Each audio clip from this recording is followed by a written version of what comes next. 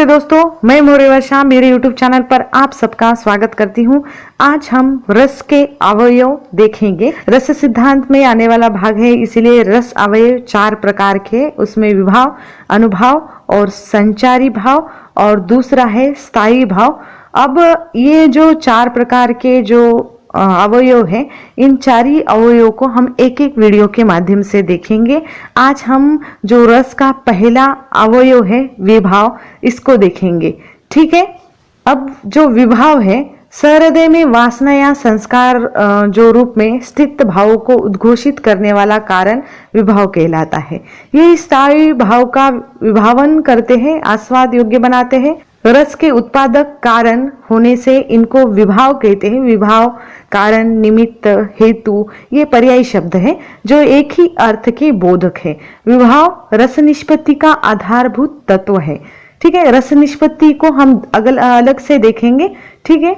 अब विभाव की जो परिभाषा है, इसमें भरत मुनि की पहली परिभाषा है, जिसमें उन्होंने कहा है कि वाचिक, आंगिक तथा सात्विक अभिनय के सहारे चित्तवृत्तियों का विशेष रूप से विभाजन अर्थात ज्ञापन करने वाले हेतु, कारण अथवा निमित्त को विभाव कहा जाता है। दूसरे है पंडित विश्वनाथ, सामाजिक के अंतर्गत रति, हास्य आदि को जो आस्वादन के योग्य उत्पन्न करते हैं वह विभाव कहलाते हैं या उन्हें विभाव कहा जाता है। अब अगले है आचार्य देव, जो व्यक्ति, पदार्थ अथवा बाह्य विकार अन्य व्यक्ति के हृदय में भाव को जागृत करते हैं, उन भावों द्योतक अथवा रसाभिव्यक्ति के कारणों को विभाव कहते हैं। अगला है, यानी विभाव के जो 2 प्रकार हैं, उसमें एक पहला आलंबन विभाव और दूसरा है उद्दीपन विभाव। आलंबन विभाव जिनका आलंबन करके स्थायी भाव यानी रति आदि मनोविकार उत्पन्न होते हैं, वे आलंबन विभाव कहे जाते हैं। जैसे श्रृंगार रस में नायक नायिका आलंबन विभाव के 2 भेद है, विषय और आश्रय। विषय को आलंबन भी कहते हैं। जिस पात्र के प्रति किसी के भाव जागरूक होते हैं वह आलंबन का विषय कहलाता है, तथा जिस पात्र में किसी के प्रति भाव जागरूक होते हैं वह आश्रय कहलाता है। जैसे नायक राम को देखकर सीता के मन में रस की उत्पत्ति होती है, यहाँ राम आलंबन विभाव है और सीता आश्रय विभाव है। स्थायी भाव के आलंबन विभाव को जो कहा जाता है उसमें है रति का आलंबन, नायक नायिका। हास का आलंबन, वह व्यक्ति देखकर हंसी आए जैसे विदूषक।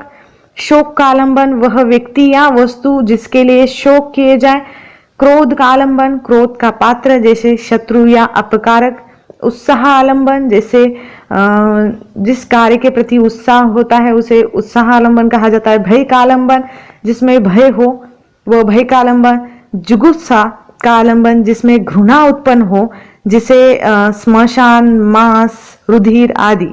विस्मय का आलंबन, जिससे आश्चर्य उत्पन्न हो।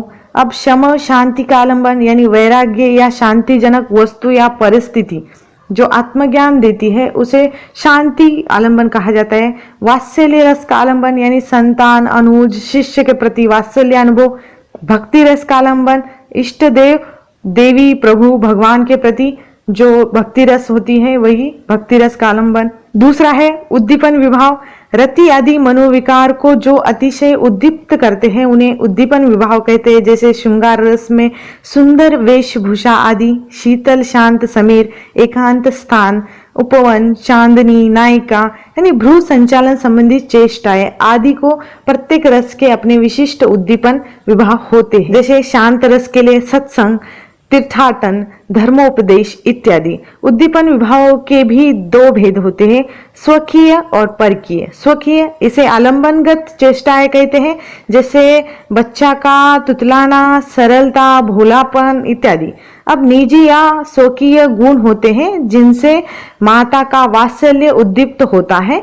परकीय उसे बाह्य वातावरण कहते हैं, जैसे बच्चे के कपड़े, खिलौने, साइकिल इत्यादि को देखकर माता में वात्सल्य का उद्दीप्त होना। श्रृंगार रस में उपवन, शांत समीर इत्यादि भी परकीय उद्दीपन है।